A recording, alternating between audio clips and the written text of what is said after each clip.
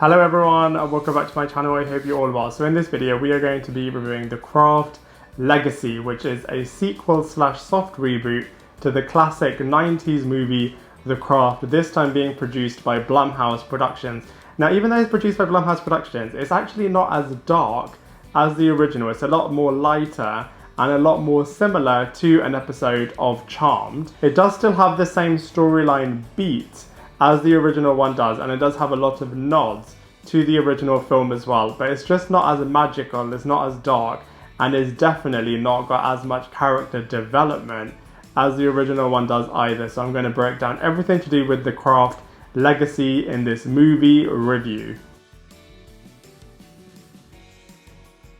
So in terms of the storyline of The Craft Legacy, it definitely starts off in the same way as the original, in terms of a witch comes to a new town and joins a new school where she is quickly humiliated by one of the jocks, and as a result becomes friends with three other witches who are looking for a fourth member to complete their coven. They do some magic together and decide to put a spell on the jock that humiliated the main character, which is called Lily, and then the Lily character also puts a love spell on this particular jock as well, which makes another coven member really jealous, and then they ultimately decide to turn on this lead character. So that's kind of where the similarities end, as there's quite a lot of differences between this film and the 90s classic. The first one being that the Lily character is the only one that you're kind of with throughout this movie. You don't really know about the other three witches at all, and they may as well not really be there, which is very different to the original,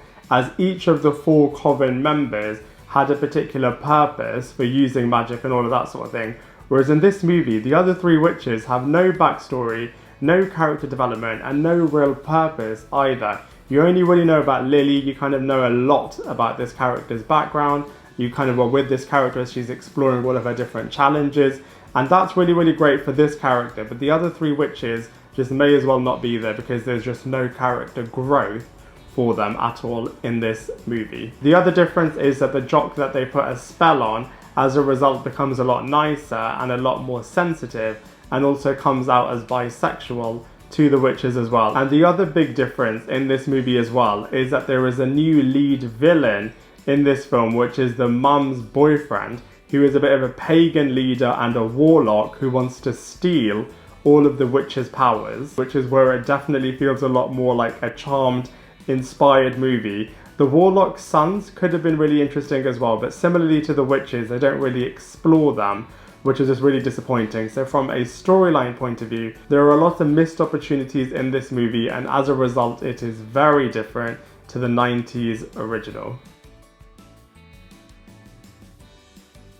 So from a cast and characters point of view, it's really interesting, as the cast in this movie are actually pretty decent. It's just a shame that the majority of the characters are just really underdeveloped, and there's just so many missed opportunities with them.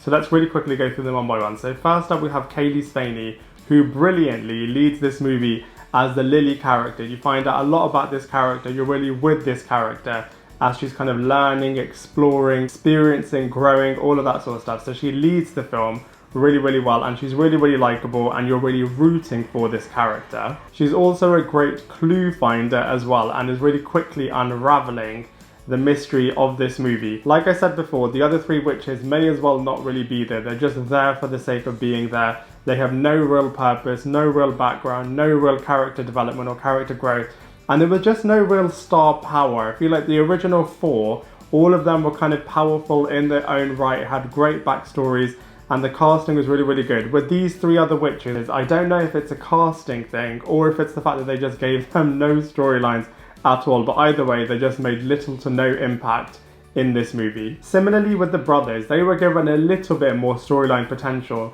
but I just think they similarly could have been so much better. I feel like if the runtime for this movie was a lot longer and they explored a lot more storylines with the other three witches and with the brothers, it could have been a much better film. Skeet Ulrich from the original is very shifted into his new soft reboot version, Timmy, in this movie. I feel like they shook that character up a lot more and explored different things, but inevitably still had the same thing happen to this character, which was similar to the Skeet Ulrich character in terms of the character passed away. I thought David Duchovny was a brilliant villain as Adam the Warlock, very similar to a charmed demon in this film, and I thought it was a really welcome addition and a really nice, interesting twist to the film as well. We then have Michelle Monaghan, who was a really nice maternal mother figure to the Lily character, but then we had the brilliant killer twist, which is that the Nancy Downs character is making an almighty comeback, and she is actually the birth mother of the Lily character. So I thought it ended in such a brilliant way, which hopefully will lead to a really interesting third film within the Craft sequel trilogy. So from a visuals point of view, this movie does actually look really, really good. You know, the original was released nearly 30 years ago and does look a little bit dated if you look at it now. So the modern reboot does have a little bit of a facelift, so from a visuals point of view, it does look really, really good. I would say the tone and the look and feel is a lot more lighter than the original. The original was a lot darker, and I feel like this one is a lot lighter by comparison. And I know I keep saying it, but it is a lot more similar to Charmed and to the Chilling Adventures of Sabrina, especially the fact that this movie also has a bit of a Ouija board scene in there as well, so it's very similar to the Charmed series. I do wish that they had done a lot more magical exploration. I feel like the original, there were a lot of magical scenes in there, and I just feel like in the sequel they didn't necessarily do as much.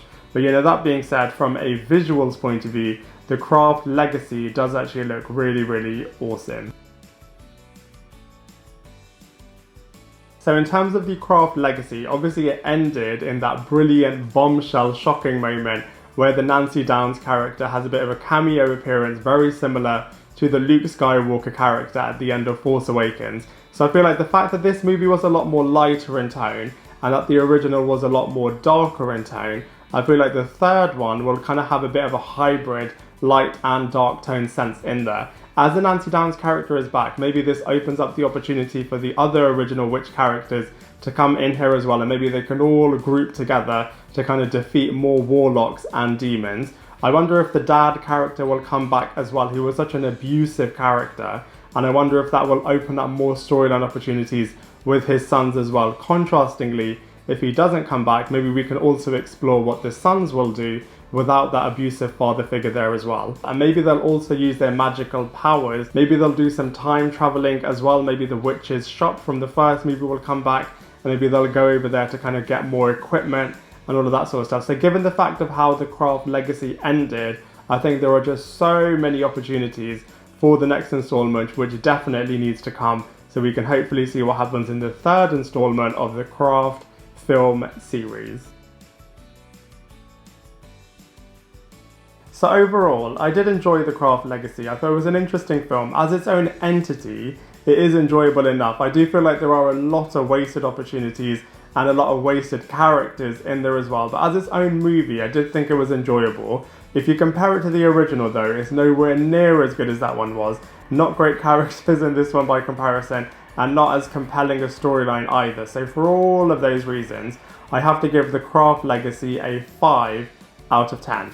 I'd love to hear what you think, so please let me know in the comment section below. Otherwise, I look forward to seeing you in my next video.